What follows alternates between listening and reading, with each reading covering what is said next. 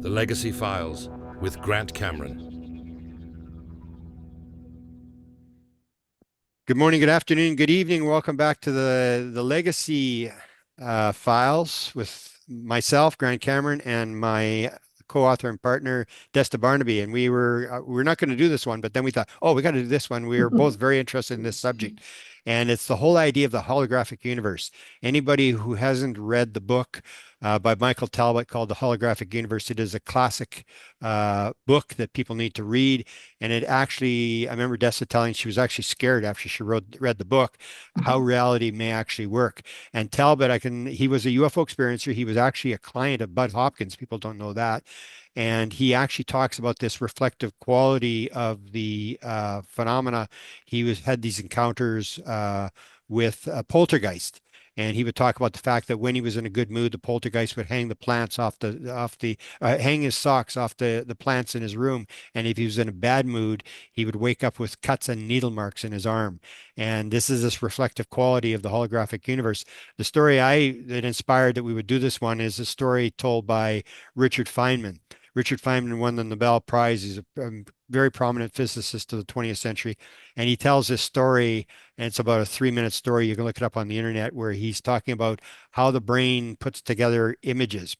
And he says it's basically, he says, you got to realize you got these two little holes that are pulling in all this stuff out of the world that we think is out there, and it pulls it in. But what's happening is you got waves going this way, you got waves going this way, you got waves going this way, you got waves, all these waves going in all different directions. And there's nothing but waves, and the little holes are pulling in these waves. And he said it's like a pool where everybody's jumping into the pool. All these waves are going, people are jumping into the pool, and at the far end of the pool there's this little insect, and he's on one of the waves, and it's going up and down, and the insect has to try to figure out who jumped into the pool, where they jumped into the pool, put all the waves together, and put it all into one thing as to what's actually going on. And he showed that's what the brain is doing. It's taking in all these waves that are all going different directions. There's no such thing as color. It's just a wave, all this kind of stuff. It goes into the brain, and then it forms this little movie that we think is inside our head, and it's not there. We don't even know where the movie is. And shows the complexity of this world, and it kind of gets scary when you just assume that there's a world out there. So take it from there, Dusty. You read the book. Tell the story about when you read the book, The Holographic Universe, and how this is a sort of a wake up call to what's actually going on, and realizing how complex the world is, and how absolutely magnificent it is that we can put this together, but how personal it is that everybody seems to be seeing different stuff. Yeah, well, I'm going to start again by saying this Terence McKenna quote, because this is about the how quantum physics sees what reality is, right? So he's talking about the UFOs, and he's saying that the UFO is less like a vehicle and more like visible language, something that collapses into form based on our beliefs, our expectation, and the content and our context. So so when I read the holographic universe, it was a long, long, long time ago, in like 2000 and I don't know, maybe five or something like that, and actually maybe way before that. But anyways, I brought it. We went for a trip to Portugal, and I brought it on the trip, and I thought, I'm bringing one book instead of several, and I'm going to read this book over and over and over again, because I had read it a couple times before that, and I couldn't really get it, or I couldn't really, it wasn't like integrating into my own life kind of thing. So I brought it and I just read it over and over again. And one of the pages, I think in the holographic universe, shows what the waves look like. So that the whole world is just made of waves, right? It's just like the wave, and it needs an observer to look at it. And when you look at it, an observer looks at something, you collapse the wave function into a particle, and that's what makes you be able to see reality. That's what reality is, right? Is you collapsing it into a particle, just like Terence just said there. And he's saying it's based on your belief, your context, and your expectation, which wasn't part of this before, but that makes it even crazier when you're looking at paranormal events.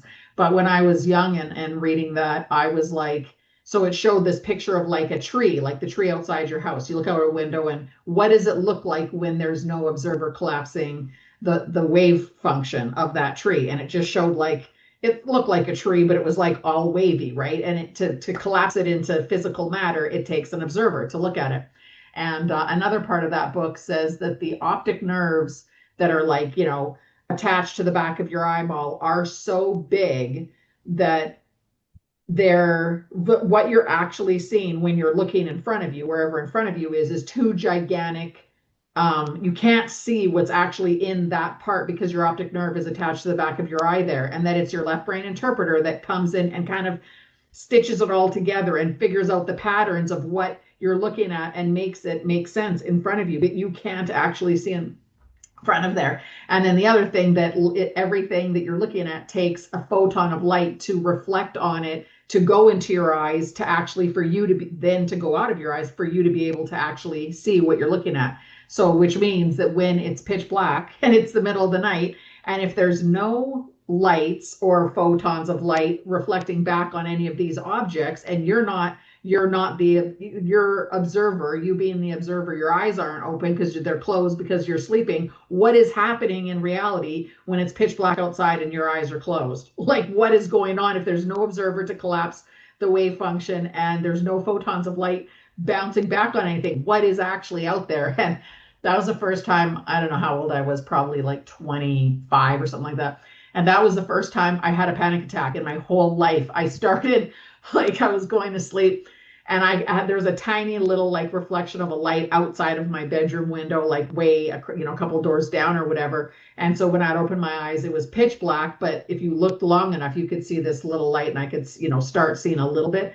And I remember I started thinking like, oh my God, I was started the very first panic attack of my whole life, but I started having it every night because I would be like sleeping and thinking like, so there's nothing out there. So it's pitch black outside. There's no light and I'm not looking. So what is happening? And so I'd open my eyes and then try and look at that light and try and see things because it was grounding. It was making me believe in reality. And as soon as I'd close my eyes and it would be too dark, I was thinking like, oh my God, what's happening? What is reality really even made out of? And like, how are we as like souls or spirits, experiencing this? Like, I don't even understand it anymore. And I started having like quite a few months where I was having anxiety attacks. I didn't even know what they were at the beginning, but I started like really actually freaking out because I was so scared of like, this is not what they told me.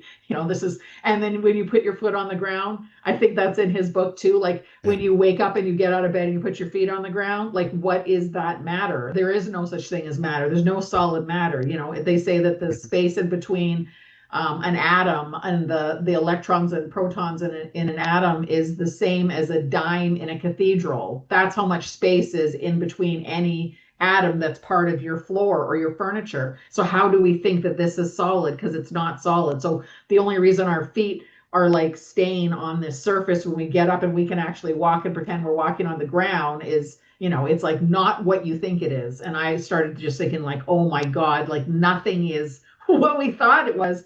And I was so like, yeah, scared. I started like really, that's what I think really made me start thinking I have to look into that part of like what exactly is reality from that book. And you instilled a number of things. I just quickly go. Jacques Vallée talks about. I remember him. You told me or Paula told me that I guess she didn't really understand this whole concept in depth. But Jacques Vallée had his first sighting in what 1956 or 55 or something like that. He's been working on his whole life. He's the first guy to come to this idea that it may not be extraterrestrial and it's very complex and you got to look at reality. And I remember, I think it was Paula told me that Jacques was going banging on the table, Paula, it is not solid. And this idea, like get it. And he has this famous one that I've put on the internet a few times. This quote, he says, you're sitting in the theater and you're watching the film, and he says, rather than watching the film, he says, I'd like to look back and you see that little hole in the wall there. I'd like to go after they shut the theater and get the key and break into that little room and see what's actually going on there. And that's this Plato's cave thing, that we don't really realize what's going on. Or Hoffman, Donald Hoffman talking about, and he's the prominent scientist, so he's sort of pushing it, and a lot of people are believing it because Hoffman from UCLA or wherever he's from is promoting this idea that we think we're driving a video game, and you got to realize, no, you're not driving the video game. It's just there's always something between you and reality, and you're never going to see reality. You're always seeing like a desktop icon on the screen, and this idea of reality. The other thing that you've talked about, because you had this impression, this sort of vision about how the universe had started. And a lot of people will bring up the fact, well, how could there be an observer before there was human beings? And then you got to go back to the basic principle in metaphysics is remember who you actually are. You're not the puppet on the stage, that you are the etheric being and you were there in the beginning and you left at the beginning and everybody separated and everybody started to develop this world, building it out of consciousness and thought and this cycle of information going through and building it gets more complex as we go along, that the observer, we are the observer and we've always been the observer. We are part of the whole thing. We're made in the image of God, however you want to describe it. Atman equals Brahman. There's every religion has sort of got this concept that we are sort of eternal and we've always been here. So that's where the observer thing comes in. And the last thing was, when you get that and you absorb the idea, what Michael Talbot's bringing forward, and then you and I have run in, and that's what the whole paranormal thing is about, is the paranormal keeps upping the ante, where it shows you something even weirder, and then you go, hey, maybe it's even weirder. And you and I are good friends with Rob and his film guy, Mark. and Rob is spending a lot of time working on blindfold. Can you talk a little bit about that, the blindfold, which really throws it for a loop in terms of, is it actually, coming through your eyes? So you're actually observing it, this 360 degrees. You can sit on the target, you can put it above your head, put it behind you, and the person can still get the target. So talk a little bit about the weirdness of the blindfold reading and what that may imply in terms of how the world actually works. Well, I'll back it up a second and say that in at my presentation there at Paul's conference, one of the old like when they were doing Project Stargate and in the 70s and earlier than that, when the Russians and the Chinese and the CIA were running their like psychic experiments, the children in China, they were testing the children and what they said in those days, because it was, they weren't as advanced in the thinking of what psychic phenomena actually is as we are now. They were saying what they were doing in those days is, for the Chinese children, they were putting like Chinese symbols, like like one of the Mandarin symbols, um to different parts of a kid's body, like to the bottom of their foot or to their ear or to their arm or whatever. And then the child was able to figure out what it was. So in those days, they were actually saying that children who can read with their feet or read with their ears, because they're assuming that if you touch this character to the arm and the kid knows what the character is, it means they're seeing it through their arm, right? So it's like kind of funny because it was like the interpretation in the old days of what that could mean. But of course, now we know that just like the telepathy tapes, these children they don't have to see something, or the blindfold experiments, you don't have to actually specifically see something with your eyes, but if you happen to be seeing it with something else, it doesn't mean it's coming through the bottom of your foot and your foot can see. It just means your consciousness non-locally is able to perceive whatever the actual, experimenter is holding up, kind of thing. So, and same with the telepathy tapes, where the person doesn't have to be able to be like communicative to be able to understand what these people, what their parents are saying, and they don't have to be talking. They're just like feeding the vibration into their aura, or whatever you want to say, into their like self, and they can interpret what the parents are feeling, and they're translating that back into language. Yeah, we'll have to do one on the telepathy tapes because you brought that up, and as you know, our YouTube channel. We put up one of the first interviews that was ever done with Kai Dickens Mhm. before she became famous. We had picked this up, but I think we wrote about it in the book Inspired and in the book Contact Modalities. We talked about these autistic children. So Mhm. again, it's the sort of the idea. Everybody thinks this is a new idea, and look at this, and the telepathy tapes, and it's almost like the Bible says there's nothing new under the sun, that we'd Mhm. already done that. And Yeah, but so you we, described the blindfold. I actually forgot to go there, but you described one of the blindfold activities. yeah. So that's the story of the paranormal is the one that's actually trying to teach us what reality is actually like, and they're doing these weird sort of things and leading us on. So if anybody's got any other things they would like us to discuss, or if they have any comments, please put the comments up, and we'll just keep going with this stuff because I remember we were going to Toronto. We talked almost all the time, and the same when we were going down, we were heading to Mount Shasta. And I remember the one time we were along the road and we were busy yakking away, and all of a sudden I looked at, holy cow, like I had a panic attack because the light was flashing for the gas, and we were in the Oh middle of yeah. the night, and it was like, oh my God, we could be like 100 miles away from a gas station, and so like, so it's we've talked a lot about this kind of stuff, and I think we're sort of getting on the path, and I don't think there's that many people who are really on the path of the way we are, but there's a number of things that I think we should discuss and sort of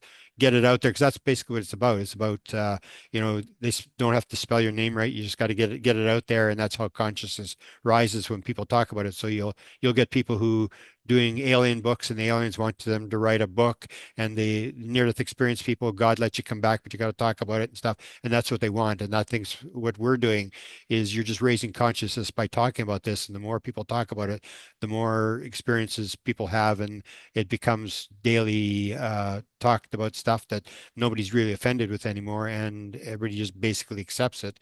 And so that's where we're going. And I think I'm honored. I don't know about you, but I'm honored to be on the leading edge of this thing, where you're sort of seeing it as it sort of unfolds, and then you get, like we were talking about before, the Skywatcher or whatever, or people will come in and talk about consciousness, like they suddenly invented something new, and it's like, no, it's the same thing we were talking about. Like even Eric Walker, 1990, when he said, let me ask you a question. What do you know about ESP?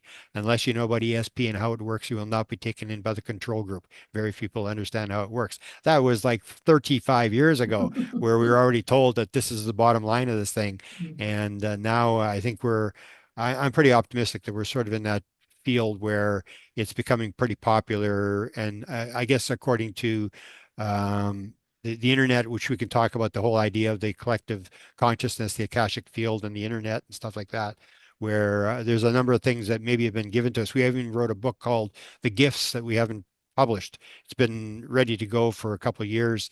The idea that a lot of the stuff that we think that we invented may actually have been given to us as a gift to help us move along the road. So I'll leave it at that, and we can discuss something. Anybody wants something discussed, put it down there, and we're willing to chat about it with these little, hopefully short conversations.